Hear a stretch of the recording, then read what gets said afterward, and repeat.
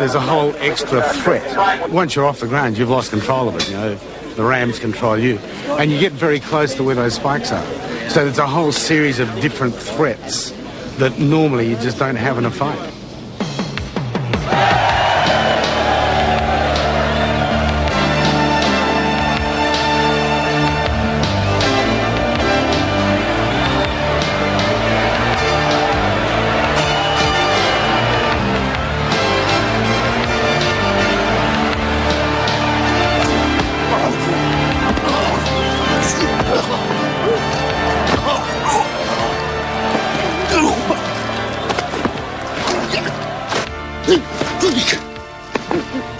Okay, pull him up now, Paul. Get off him. Pull him up, Paul. Yeah! Pull him up, Paul! And cut. Right. Why don't we act?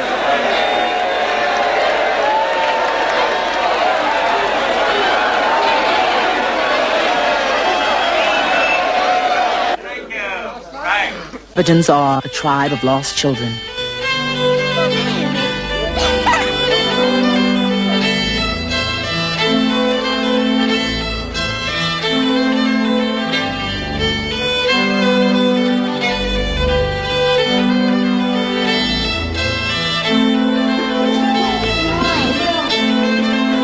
So you were doing... But these were no ordinary kids. The diary. Among them were gymnasts, actors, musicians, and dancers. All of them selected from 1,800 young hopefuls who auditioned for a role. But certainly the children are the keystone of the film, because the film is about the future. It's about hope, and the hope lies in the children. This is what characters like Max in the film realise. The children are all that's left. The most important part of this shot, and I'll tell you straight away, is not you. It's the timing from camera to Max, way over there. And it's got to take 15 seconds, finally. I'll be with the camera, so that when we shout, get ready, and rehearsal action, you're all just streaming down the hill, past there, looking up at the aerial, which is the 747. If you started from where you are now, at least a dozen of you would be tripping over each other before you got 3 paces. Do you understand what I mean? Yeah. The moment, I mean, if you three are like that, then you wouldn't get anywhere. Go back, give yourself some air. Go on, spread out. Spread right out. Now stay here, Helen, that's fine. That's fine. That's fine. That's all right. I'm going to give you a look. Now, when they sit down, all you do is this. Watch me. Watch me now. All you do is this. That's it, just that. When I give a signal, you all stand, bye-de-bye. And you do the same thing, Catherine. Bye-de-bye, bye-de-bye. Only a couple of times, and you sit down. Now, the moment they sit down, you start the crash. Now, at the end of the... Thank you, James. And now, at the end of the crash, as you crash, I want everyone to go down their face. That's all. Yes? And act.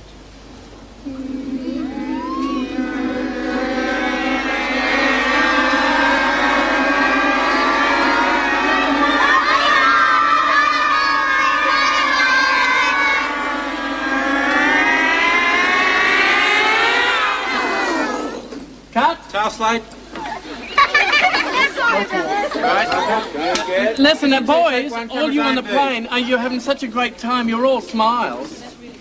You're just smiling and grinning. Don't do anything like that. Just make a sound. Let's do it once again. So as they ditch the homeland, say bye-de-bye.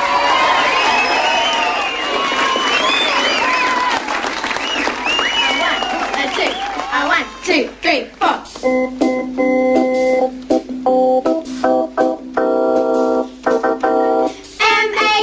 M-A-D-M-A-X-3 got the whole car shaken to the Mad Max beat. Down in the crack out in the sand, we'll be praying to God that it won't be canned. It's a Mad Max. It's a mad, Mad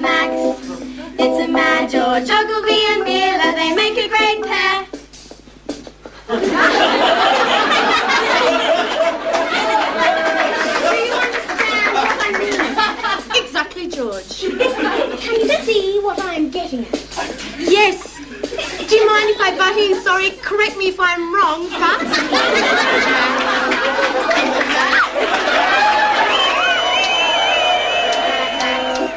It's a mad Mad Max. It's a mad, our costumes are so great, we're told, but all we know is we get cold. Liz and a scissors cuts our hair, a bob cut here and a mohawk there. It's a Mad Max. It's a mad Max. It's a mad...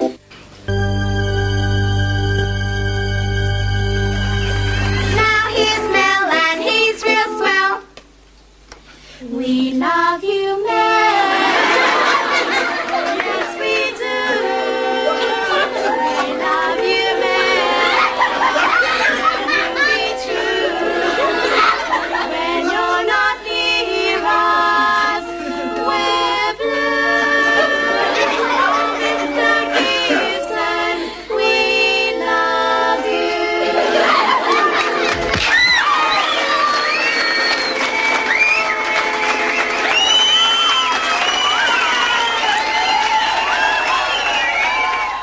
Been on the way for about 8 weeks when a group of 25 extraordinary men and women joined us on So location. you'll be on your own, and the queue for movement... These were stunt drivers, and it was their job to execute a series of major stunts involving a train, 6 motorbikes, 20 cars, and a weird little plane. Unfortunately, not everything went as planned. The car will go up, and the weight of the engine and all will start nosing down. The further you go, the more nose down you get. When you hit your level, just do a nose and a header. And with the kicker to get the front of the car up, the flight pattern is like this, and then it starts its hard down. He's doing 90. If you're doing 70 square, you're going to be running about dead parallel, which makes it very easy for Juno to judge whether he's going to miss you. Like, if he's coming here and you're back here like this, he knows exactly if he's going to miss you or not. The only time I wouldn't like you to try and get too close to the train is if you're doing different speeds, because then it's a bit hard to judge. Then I'd rather you were bought out early.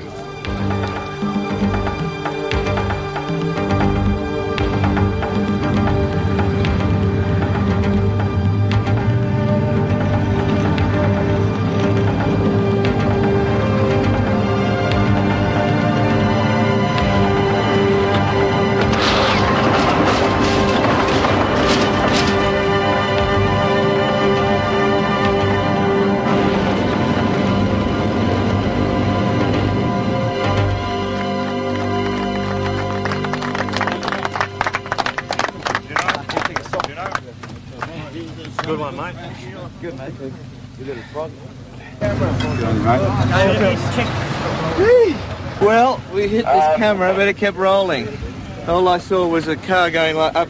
I thought it was a space shuttle for a minute. We didn't use the car stunt mainly because it was so over the top. Rather, what we wanted it to do was to just clear over the rail line at a fairly low trajectory, and what happened was it just went far too over the top, which is pretty unusual for a Mad Max film because it's very hard to go over the top, but that one did.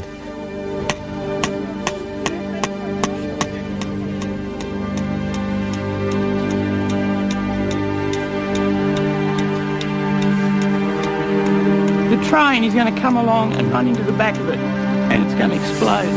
So what we've done, we spent 2 days on it. We've completely made another car, a double, and we've made every section separate, and it's all just tack welded, and it's all just sitting there, so it'll explode.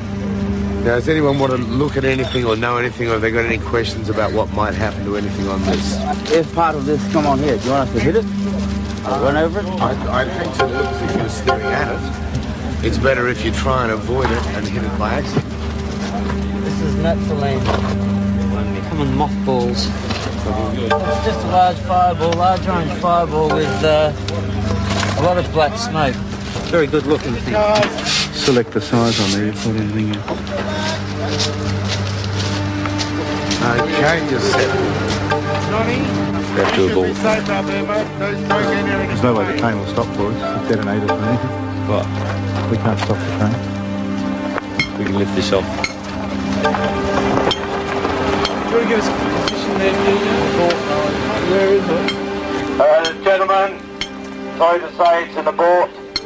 Sorry lads, I know you all worked hard for it. Can we make it safe and we'll lift it off the track? We don't get the first big preview. Oh, do you want to do that? It'd be too much for them to rebuild a car. No, don't do it on the car, but you can do it out there. Sure, you want to look at it? Yeah, let's do it.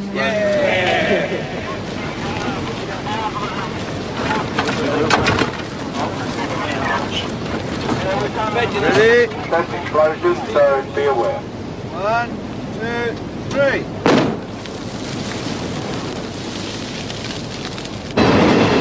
That's the only rail line up there in the centre of Australia, of course, so an enormous number of trains go on it.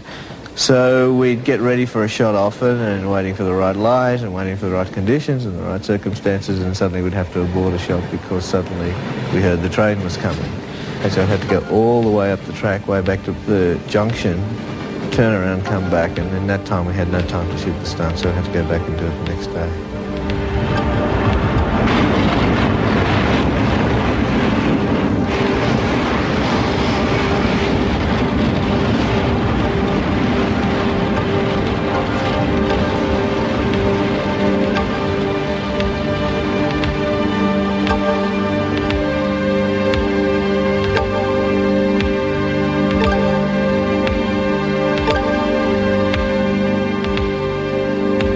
The difficulty of shooting the stunts was nothing compared to what was in store. For instance, a monkey called Sally Ann, 400 pigs, and a team of camels led by a beast called Rodney. No playing up. Right, Rodney? Right, Rodney? No playing up. I never thought I'd ever hate a creature on this earth, but Rodney, I did get to hate Rodney. He was the largest camel, the lead camel, and very much a will of his own.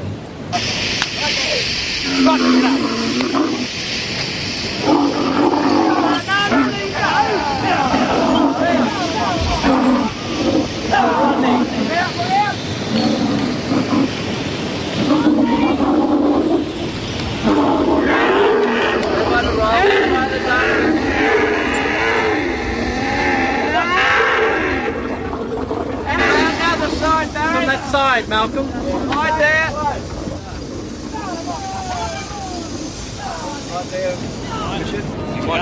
Okay, keep the dust going, Murray, don't stop. Never again. I'll never work with camels again. Even if I'm offered the great camel trek of the world tomorrow, I will not do it. Look at those poor bastards running with the bucket.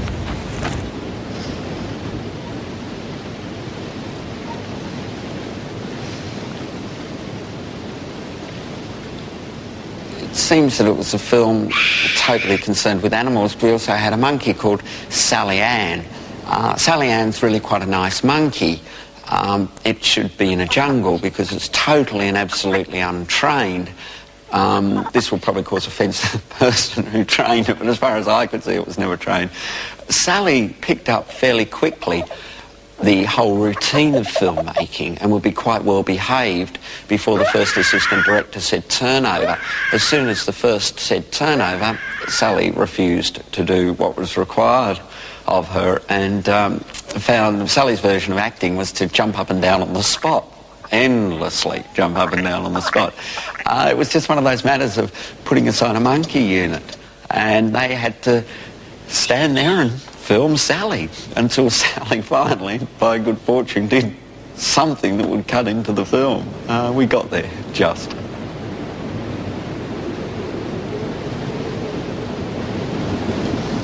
This is one of the few films in recent cinematic history to attempt to use 400 pigs in a dramatic role. I wouldn't counsel anybody to have another shot at it. The City Council here in Sydney decided that the use of 400 pigs was against certain health ordinances. After having a Supreme Court injunction against us, we were in fact allowed to use the pigs, but under fairly stringent conditions concerning health requirements. So we ended up with a somewhat bizarre situation of all of the crew having to wear white plastic overalls and knee-high boots. It looked nothing so much as like the NASA program sending astronauts to the moon. We had 130 crew members wandering around looking like they were out of the right stuff. The crew had to wash themselves endlessly on leaving and entering the set. We had to disinfect everything. We had to put in special air extraction fans. And, of course, we had to look after the pigs. I thought they were the cutest things, really like our little porky pigs. The ears, the lashes, and the tails all curled. They were almost like little people. They were wonderful. They were naughty, and I thought it added so much life. Not this! No! Not this! No, wait! Peggy! Help! Help! And cut. How is it, Anne? See how I will taste. Second action. Enough! That's enough! Want to use him or kill him? And cut. It wasn't on my mark. Sorry, George. Guys, please. Pull him in, gently. Pull him right in.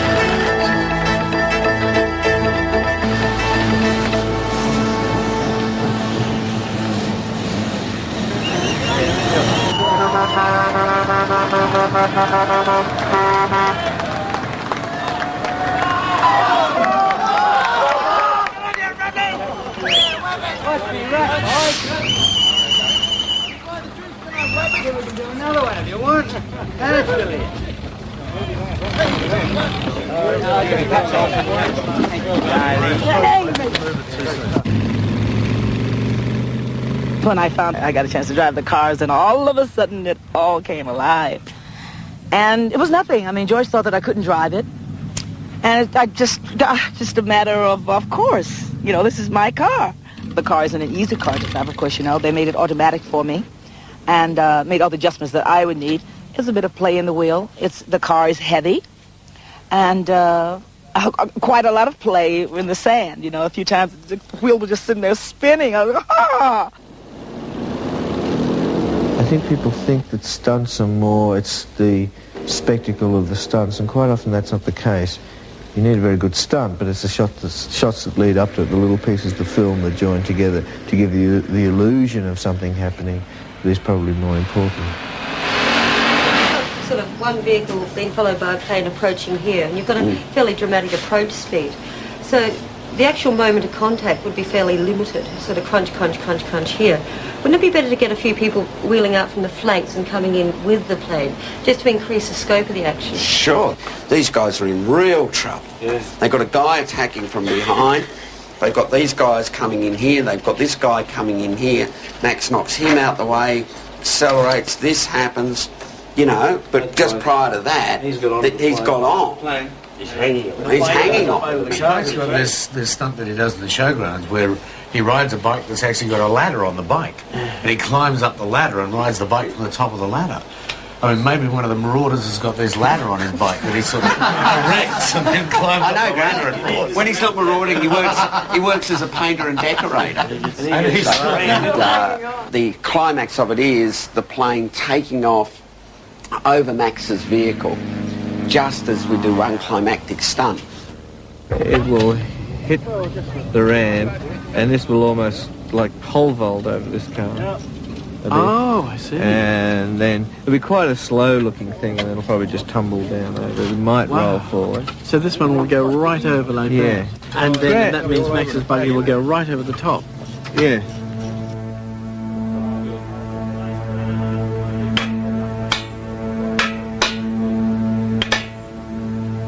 Down the bottom here.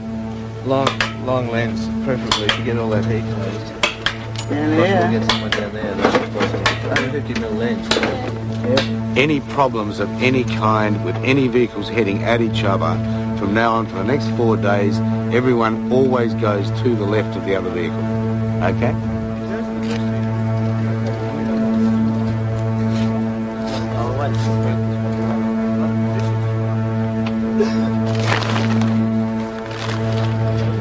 Stick a plank on there, eh? Clamp it down. If the two of you take off together and travel, I would have set him at 2,100 revs in the third gear as what I feel is his optimum speed. Get the same with yours going this way, we'll drop a marker and that becomes your start point. And I'll give him the same timing run back that way. And in theory, that puts you both in the right place at the right time. Can you move up? Can you go up? No. Okay. A bit on the right, though. The less body movement you've got, the better.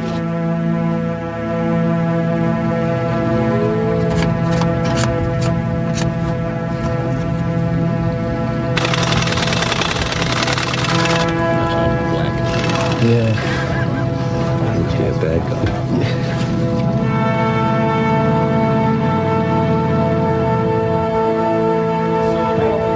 I wish we'd shot the rehearsal. Right. I would advise that the least number of people here as possible, because that ramp that Chris is going to come on, once he starts tumbling, if he gets a bad flick, swing him right over there.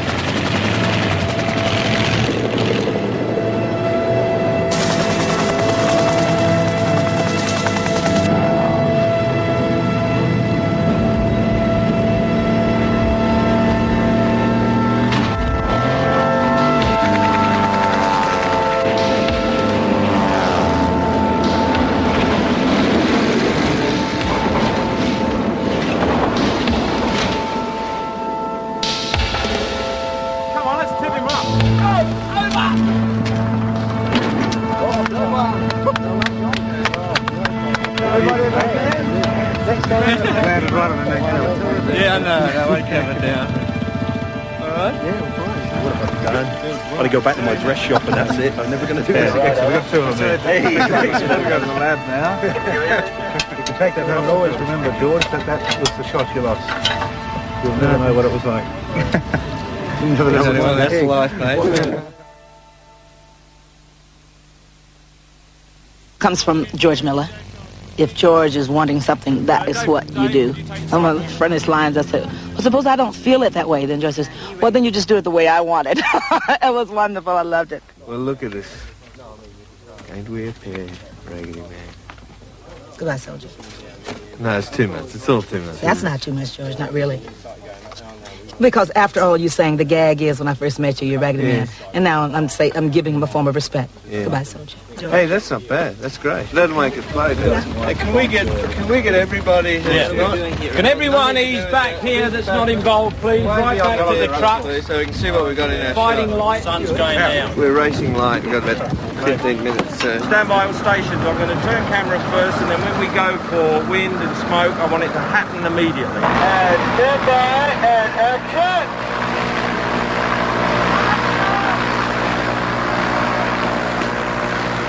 And cut! There's no point in doing 6 sound if we've got that wind machine going. I'd like the wind machine cut. Okay. What we'll do is we'll run the wind machines and then we'll cut them just as Tina comes forward. Okay? Yeah, okay. Ready, Tina? Yeah. And action.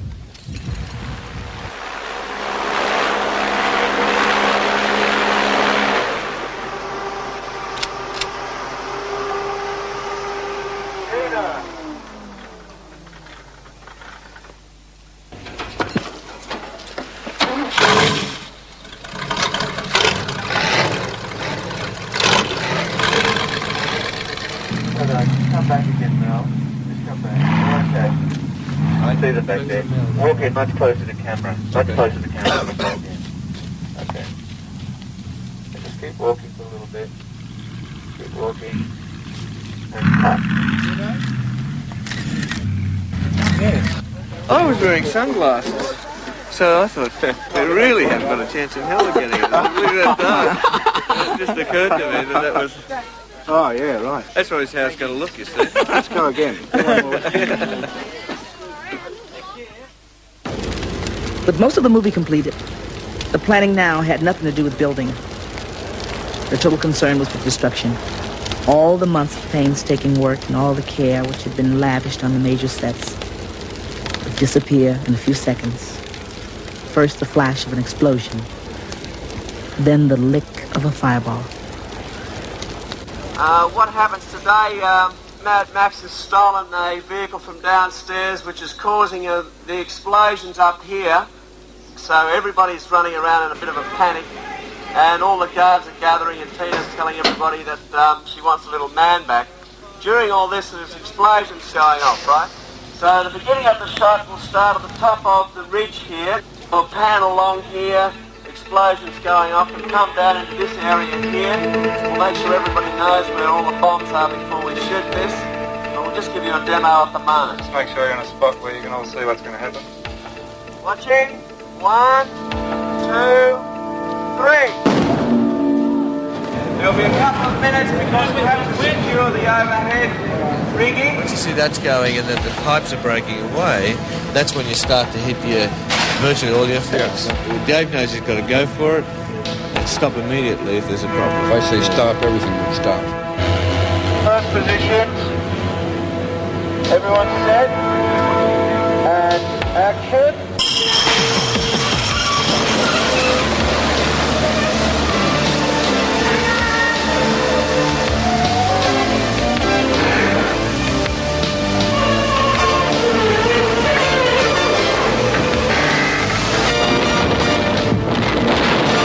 Of how we made Mad Max. For all of us who worked on it, the actors, the children, the 140 members of the crew, it was also a very personal journey, one that took me halfway around the world and into the heat and dust of Central Australia. I feel I've done the greatest thing that I've ever done in my entire life. The memory of sitting on the set, just sitting there instead of in my caravan where it was air-conditioned and where it was free of flies and free of dust and dirt. I would sit right there in back of George just to see how it was done and just to feel all of what the movie world was like. It's an experience I'll never forget. And who knows? Maybe if we did it right,